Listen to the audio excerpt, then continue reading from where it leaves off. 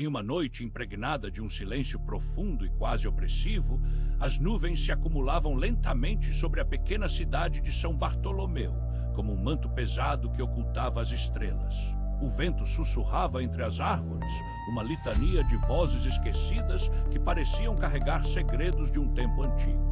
O aroma da terra úmida se misturava ao odor familiar da madeira envelhecida, enquanto as sombras dançavam nas paredes da casa de Joaquim, um lar que, apesar de tradicional, exalava uma sensação de desconforto, como se o próprio espaço estivesse ciente de algo que os humanos ignoravam. À medida que a noite avançava, um calafrio percorreu a espinha de Joaquim, não apenas pela queda abrupta da temperatura, mas pela sensação inconfundível de que havia algo mais nas sombras, algo esperando para ser descoberto. Os estalos da casa antiga pareciam mais do que simples ruídos naturais. Ao olhar pela janela, Joaquim notou uma luz tênue pulsando nas colinas ao longe, um brilho iridescente que dançava nos recantos mais escuros da floresta. Ele tentava convencer a si mesmo de que era apenas um reflexo, talvez de alguma construção abandonada, ou até mesmo a imaginação delirante de um homem que há semanas vivia isolado de tudo e todos. No entanto, a luz parecia ter um ritmo próprio, uma cadência hipnótica que o atraía, como se estivesse chamando-o, convencendo-o a percorrer a trilha que levava àquela luminosidade, uma trilha marcada por um crescente desespero e por um desejo incontrolável de descobrir o que estava oculto em sua própria realidade. O dia seguinte teve um início sombrio. Cada ruído da casa parecia ecoar em sua mente um convite insidioso ao pavor e à angústia. As paredes pareciam se expandir e contrair como se respirassem com ele, enquanto os ecos de pensamentos perturbadores se misturavam aos sons cotidianos que agora o sobrecarregavam. Joaquim passou a andar pela casa como um prisioneiro em um labirinto, as portas se fechando atrás dele em um ciclo interminável de dúvida e silêncios ensurdecedores. Começou a sentir que algo o observava de um canto escuro, uma presença imaterial que distorcia sua percepção e aumentava sua ansiedade. Ele não podia mais confiar em seus próprios sentidos, o que era real. O que era uma projeção desse medo tão profundo que parecia atravessar as próprias fibras de sua alma. Então, em uma noite sem estrelas, quando a lua se ocultou atrás de nuvens densas como a solidão em seu coração, Joaquim decidiu seguir o brilho.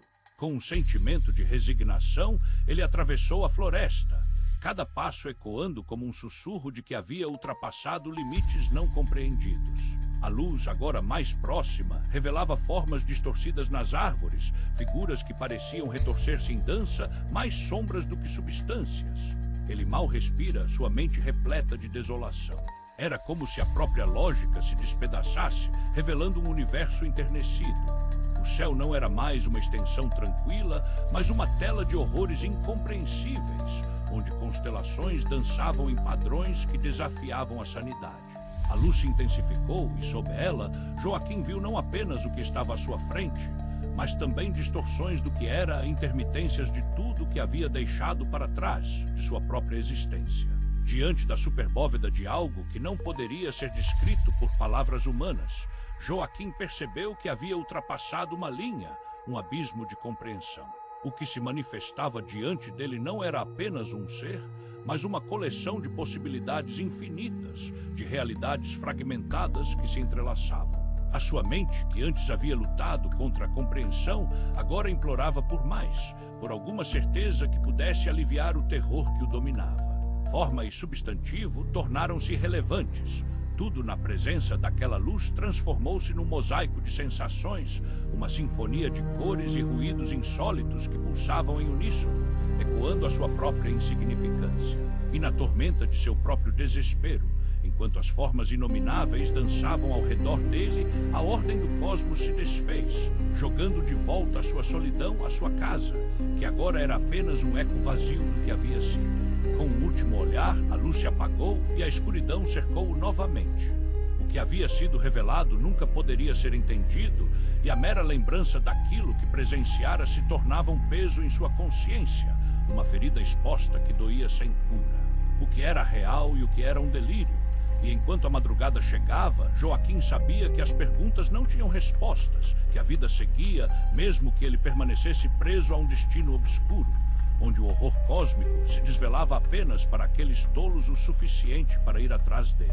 Se você está intrigado por essa narrativa, inscreva-se para mais contos perturbadores e se pergunte: foi essa história apenas um mito ou uma verdade aterradora oculta dos olhos humanos?